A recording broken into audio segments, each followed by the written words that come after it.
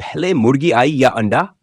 यह प्रश्न पहले मुर्गी आई या अंडा सैकड़ों सालों से मनुष्य के लिए एक गूढ़ पहेली बना हुआ है। इस सवाल का उत्तर दर्शन, विज्ञान, धर्म और तर्कशास्त्र के विभिन्न दृष्टिकोणों से समझने की कोशिश की गई है। आइए इसे विस्तार से समझने का प्रयास करते हैं। प्राचीन दर्शन का दृष्टिकोण। प्राचीन ग्रीक दार्शनिकों जैसे अरस्तु और प्लेटो ने इस सवाल को विश्लेषण करने की कोशिश की थी।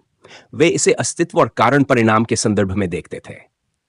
अरस्तु का मानना था कि यह सवाल कारण और परिणाम का चक्र है, जिसमें यह तय करना मुश्किल है कि कौन पहले आया। प्लेटो ने इसे सार और पदार्थ के दृष्टिकोण से देखा। उनका विचार था कि वस्तु का आदर्श रूप पहले आता है और भौतिक रूप बाद में। इस प्रकार यह सवाल अस्तित्व के दार्शनिक पहलुओं को समझने का एक तरीका बन गया। कई धार्मिक ग्रंथों में इस सवाल का उत्तर अलग अलग तरीकों से दिया गया है। ईसाई धर्म।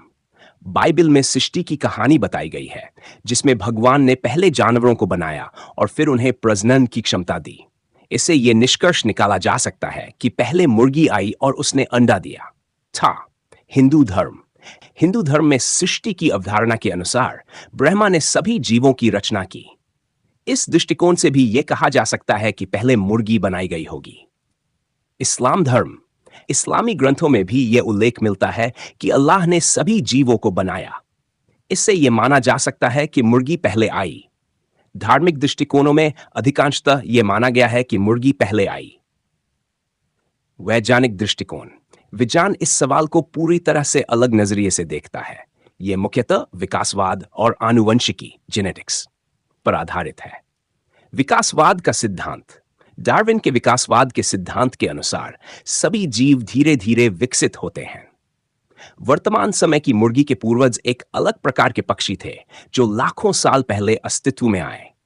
इन पूर्वजों ने किसी ऐसे अंडे को जन्म दिया जिसके जीन में अचानक बदलाव म्यूटेशन हुआ और यह बदलाव आधुनिक मुर्गी के रूप में सामने आया।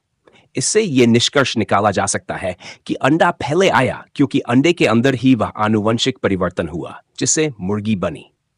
आनुवंशिकी का दृष्टिकोण। आधुनिक आनुवंशिकी और कोशिका विज्ञान के अनुसार प्रजनन के दौरान जीन का संयोजन अंडे में होता है। यह प्रक्रिया अंडे के भीतर शुरू होती है, जिससे नई प्रजाति विकसित होती है। इसलिए वैज्ञानिक दृष्टिकोण से अंडा पहले आया। चिकन प्रोटीन का अध्ययन। 2010 में यूनिवर्सिटी ऑफ शेफील्ड और वारविक के वैज्ञानिकों ने अध्ययन किया और पाया कि अंडे के खोल को बनाने के लिए एक विशेष प्रकार का प्रोटीन ओवोकैलिक्सिन आवश्यक होता है। यह प्रोटीन केवल मुर्गी के शरीर में पाया जाता है। इस शोध के आधार पर यह कहा जा सकता है कि पहले मुर्गी आई क्योंकि बिना मुर्गी के यह प्रोटीन नहीं बन सकता। तर्क और कारण परिणाम का दृष्टिकोण। इस सवाल को तर्कशास्त्र के जरिए समझने पर यह निष्कर्ष निकलता है कि यह कारण और परिणाम के चक्र का उदाहरण है। 1. यदि मान लिया जाए कि मुर्गी पहले आई तो सवाल उठता है कि वह मुर्गी कैसे आई। यदि मान लिया जाए कि अंडा पहले आया तो सवाल उठता है कि वह अंडा किसने दिया। यह तर्क स्पष्ट करता है कि यह सवाल एक अंतहीन चक्र है। इसे केवल परिप्रेक्ष्य के आधार पर हल किया जा सकता है। आधुनिक दृष्टिकोण। आज के समय में यह सवाल ज्यादातर प्रतीकात्मक रूप से उपयोग किया जाता है।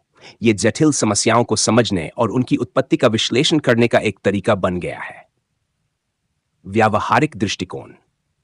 यदि व्यावहारिक रूप से सोचें तो मुर्गी और अंडा दोनों ही एक ही प्रक्रिया का हिस्सा हैं। उनके अस्तित्व को अलग अलग नहीं किया जा सकता। यह सवाल मानव की जिज्ञासा को दर्शाता है और यह समझने की कोशिश करता है कि जीवन और प्रकृति कैसे काम करते हैं।